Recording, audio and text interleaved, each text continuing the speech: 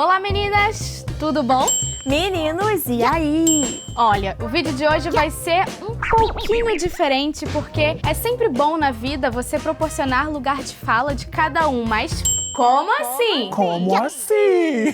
Às vezes, quando a gente fala sobre algum assunto, sobre uma realidade que não se viveu, não se passou por essa experiência, se ocupa o espaço de quem poderia estar aqui e dizer com propriedade. Exatamente. E esse é um dos grandes motivos pra gente recorrer tanto a Jesus, como referência de fala. Ah, sim! Você que acompanha nossos vídeos já deve ter notado isso, né? Ele é a nossa maior referência de vida para todos os assuntos. E sabe por quê? Porque Jesus viveu, se sacrificou, enfrentou o mal, combateu a hipocrisia, é muita coisa, né? A mentira, a vaidade, o egoísmo, a violência e olha só, ele venceu a morte.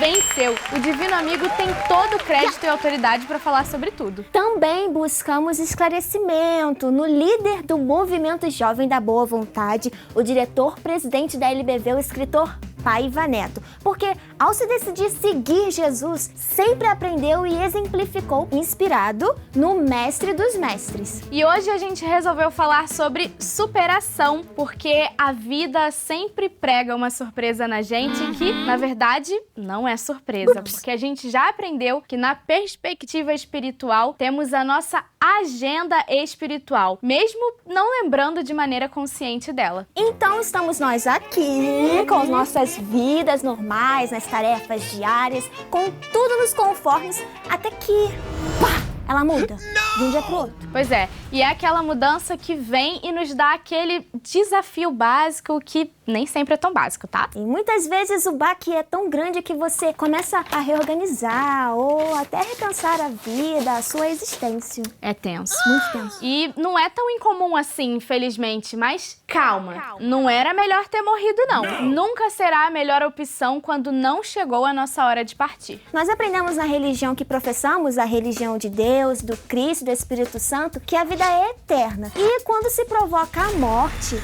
o mesmo sofrimento aumenta, além de agregar muitos outros. E só Deus sabe o momento que a nossa jornada na Terra termina, além também de conhecer os desafios e capacidades que cada um tem para enfrentá-los. Todo mundo que persevera e vence tem história para contar, Mayara. E quantos casos no mundo existem de pessoas que passaram por terríveis barras e saíram de lá seres humanos muito melhores, mais fortes e mais confiantes. Quando eu tinha 19 anos, o meu pai, e na verdade meu melhor amigo, foi diagnosticado com leucemia. Lá em casa, eu assumi uma responsabilidade de cuidar da minha irmã. Minha mãe, na verdade, ela ficou morando com meu pai no hospital. Então, a forma que eu achei de ajudar é fazendo o melhor que eu podia em casa. Meu pai, ele tava com vergonha de falar comigo sobre as dívidas, né?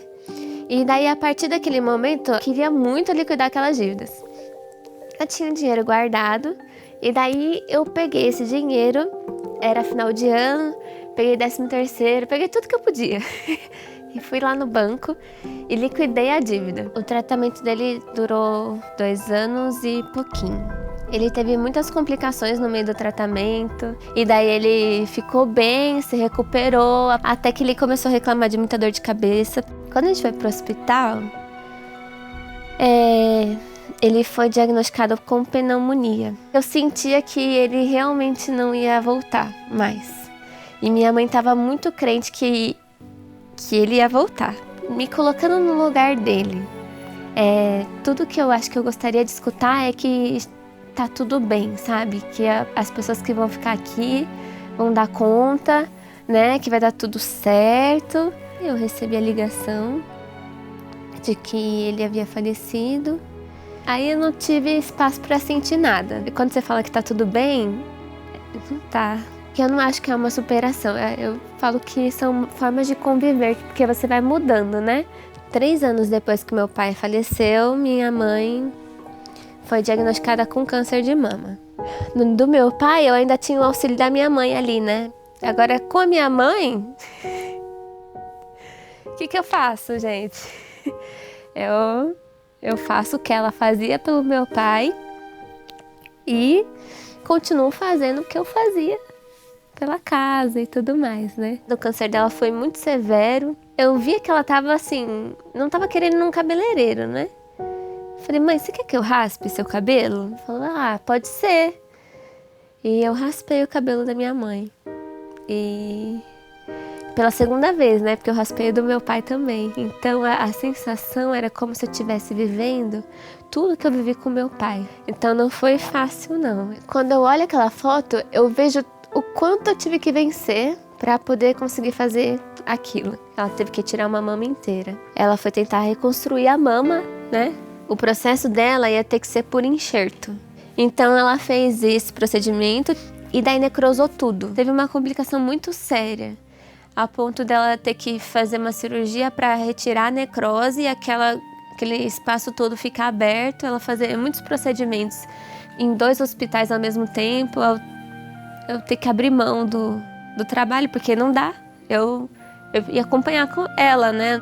É difícil dormir. Você acha que a pessoa vai virar pro lado que ela não pode, te abraçando e chorando, falando que não aguenta mais. Eu entendo hoje a questão do porquê, tipo, meu pai vai falar do professor sofrimento. Não como um castigo, quando você encara ele como uma oportunidade mesmo. Então... E é muito difícil a gente conseguir fazer isso, né? A todo momento eu sinto que eu recebo força, que ela não é minha. Depois de uma fase com dificuldade para fazer a prece, não sabia como voltar. E daí eu comecei a escrever as minhas preces. Eu sentia que eu ainda era filha de Deus. Uma outra ação que me ajudou muito foi ir na hora da Ave Maria, nas igrejas ecumênicas da Religião Divina, todos os dias, fazer parte desse momento, ter aquele espaço para me reconectar com os meus sentimentos, com Deus, me fortalecer mesmo em Jesus e em Maria. São os 2 amigos, né, para todos os momentos.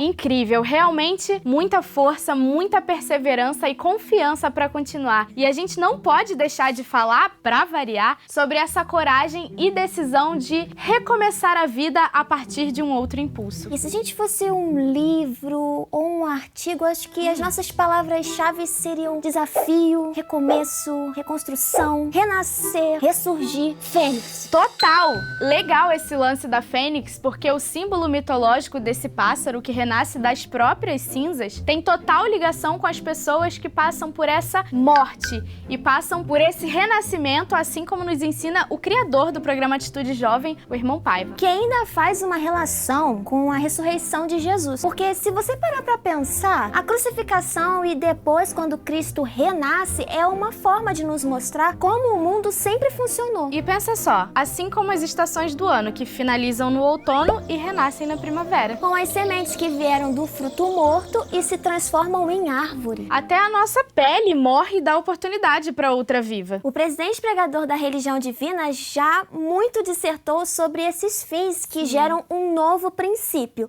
E ele coloca como exemplo justamente a ressurreição de Jesus, que foi um fim dramático que disparou um majestoso início. Pois é, e através dali que o cristianismo se firma, se acredita, porque mostrou ainda mais a grandiosidade e o poder do Cristo. A verdade é que o mestre catapultou a missão dele e o próprio líder do nosso movimento jovem fala que quiseram redimir o divino mestre, deixar ele humilhado, mas quando colocaram ele na cruz, ele ficou acima da craveira humana. Literalmente e moralmente.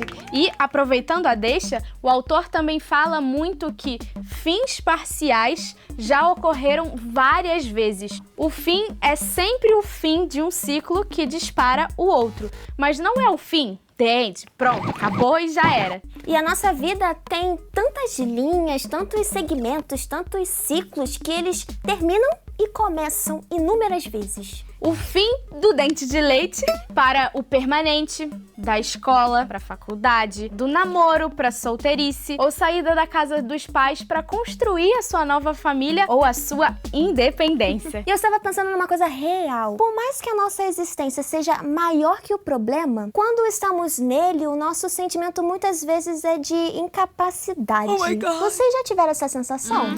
Sim, tem também uma questão de culpa às vezes, né? Por isso que a gente realmente precisa pedir ajuda. Com certeza. Peça ajuda, não fique sozinho, porque nada como um olhar diferente, justamente por ser um olhar de fora, que tem chances de trazer uma solução. Sim, porque às vezes a gente acha que o fim de uma fase ou um problema que apareceu é a derrota. Mas tem que olhar sempre pra ele de cima pra baixo, porque por mais que seja do tamanho de uma carreta carregada de... O que é carreta carrega? Peso. Não sei, aqueles troncos de árvore? Yeah, okay. Isso, por mais que seja uma floresta inteira, ainda assim, cada um tem a capacidade de ser maior. E isso, vários que passaram por situações assim são capazes de confirmar. Um dos mais consagrados cientistas da nossa história, o saudoso Stephen Hawking, teve total propriedade ao afirmar que, olha só, Mayara, inteligência é a capacidade de se adaptar à mudança. E a vida dele, Andressa, foi prova disso, porque com 21 anos ele foi diagnosticado com esclerose lateral amiotrófica, aquela doença degenerativa que foi progressivamente paralisando seus músculos ao longo dos anos, ao ponto dele não falar mais com a boca. Agora vem cá, isso nunca parou ele? Nunca mesmo. Ele foi se adaptando a cada fase, criando novas formas de comunicação, de existir. Existe um pensamento do escritor Paiva Neto, onde ele dá uma outra perspectiva sobre esses fatos que acontecem e chegando para mudar a nossa vida. Eu conheço esse, hein? Meu pai vai falar assim: a crise é o teste da inteligência, a luta instiga o nosso valor. Por que temer os desafios? É a maneira escolhida por Deus para premiar a nossa capacidade, e qualquer vitória no campo espiritual e físico exige sacrifício. Isso é extraordinário, porque é uma outra visão sobre Deus, primeiramente, e é totalmente diferente do Deus antropomórfico, um Deus negligente, vingativo, punitivo e desdém, que usa barba branca e por aí vai. Nunca! O Deus divino não é o que manda o sacrifício, mas é quem nos dá forças e ferramentas para vencer esses desafios. Gente, Deus não tá com tempo de zombar da nossa cara, não. Mas, veja bem, meu bem, o nosso ponto de vista sempre será pelo prisma espiritual. De que existem forças maiores que podem fazer aquilo que, por muitas vezes, o humano, o material, acaba se limitando. Ou seja, temos um amparo real, oficial, dessa dimensão que chamamos de o mundo da verdade. Que realmente nos fortalece, nos capacita e nos ajudam a superar essas almas benditas. Muitas vezes querem nos ajudar, mas se a gente não abre esse espaço, fica um pouco mais difícil, né? Então, se temos algo de bom para falar do fundo do nosso coração, é não colocar um fim na sua história antes mesmo dela ter acontecido. Ela está acontecendo ainda. E todo mundo tem uma história que é de vitória, de superação. Você acredita? Todo mundo, mas está também na nossa mão lutar e perseverar. Às vezes pode parecer penoso demais, mas o que não funciona assim na vida? Nosso parto foi um parto, não?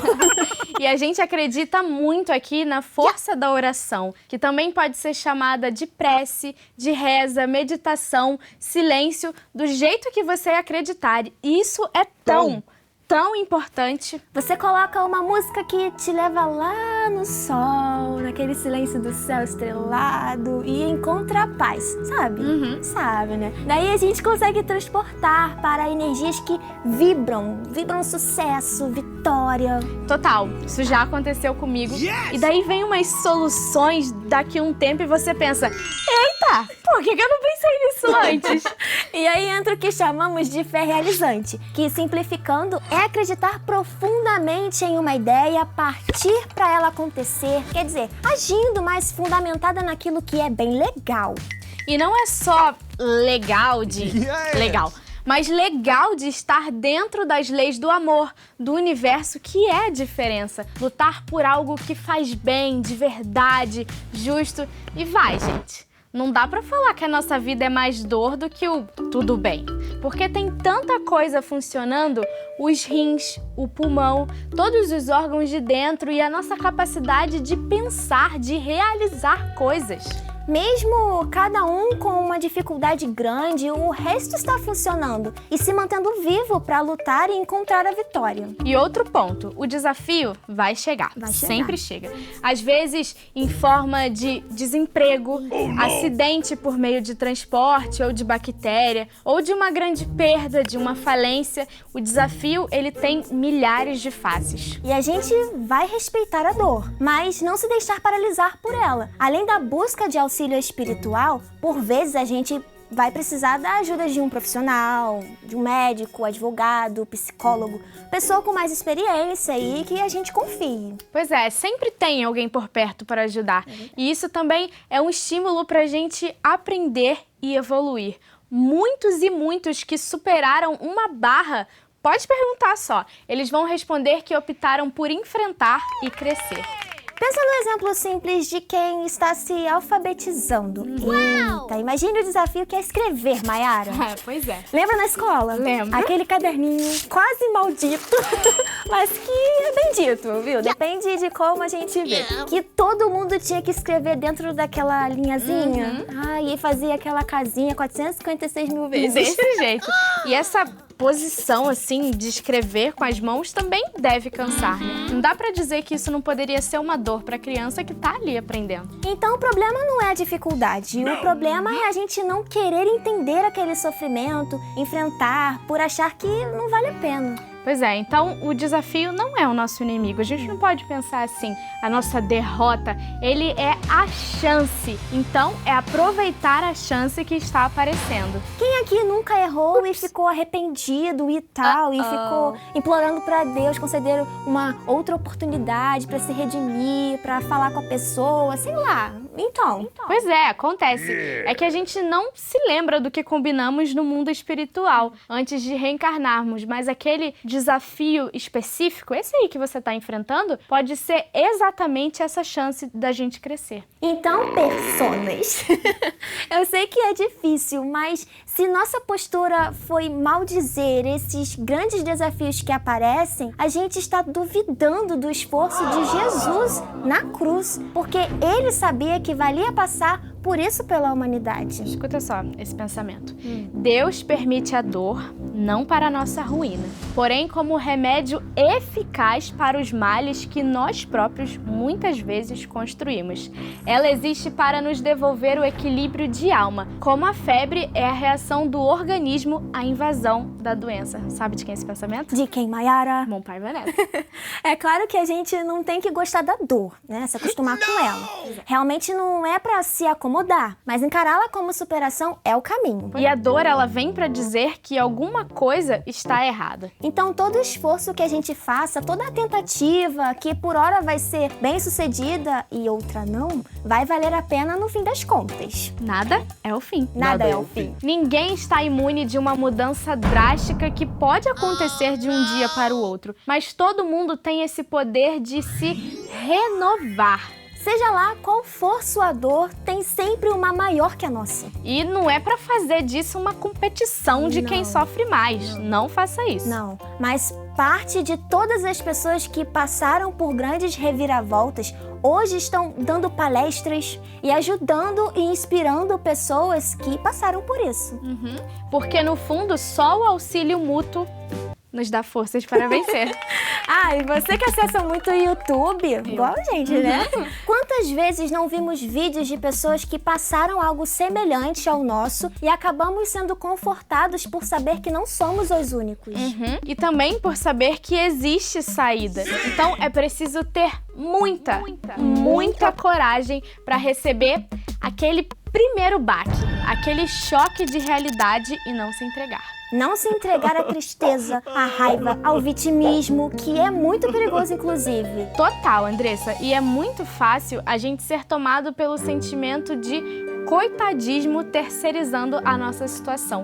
E isso gera uma descrença em nossa força em Deus, no comando de Deus e na nossa capacidade de se regenerar. Gente, a nossa pele, ela se regenera dos cortes de papel, cicatriza. Se a nossa pele é doadora para o nosso corpo em casos de queimaduras, tipo, cada pele tem um equivalente. O pé, por exemplo, doa para a mão, a perna para os braços, barriga, o couro cabeludo para o cotovelo, que dirá o nosso espírito, que é eterno, que já viveu inúmeras experiências de outras vidas. Então, quando a gente entende que é essa uma provação, mas também uma provocação à nossa evolução e libertação espiritual, a gente une todas as nossas forças que saem de todos os cantos do nosso corpo, da nossa alma, para descobrir o sentido da nossa existência e lutar por ela. E a caridade completa, que é material e espiritual, e o auxílio ao próximo é uma grande estratégia de reconstrução, porque essa é a maior das estratégias para superar a dor. Por incrível que pareça, é ajudando ao próximo, é se doar. Olha, hoje foi um dia pra gente aprender muito nessa vida, principalmente a dar valor. Porque a nossa vida é muito boa mesmo assim. Ainda assim, Então, gratidão, força, muita coragem, determinação, perseverança perseverança. e perseverança. Até a próxima, esperamos que vocês tenham gostado. Um beijo Um queijo com orégano. e azeite. Coloca ketchup também. É, porque o povo do Rio gosta. É verdade. Deus está presente. Viva Jesus em nossos corações para sempre.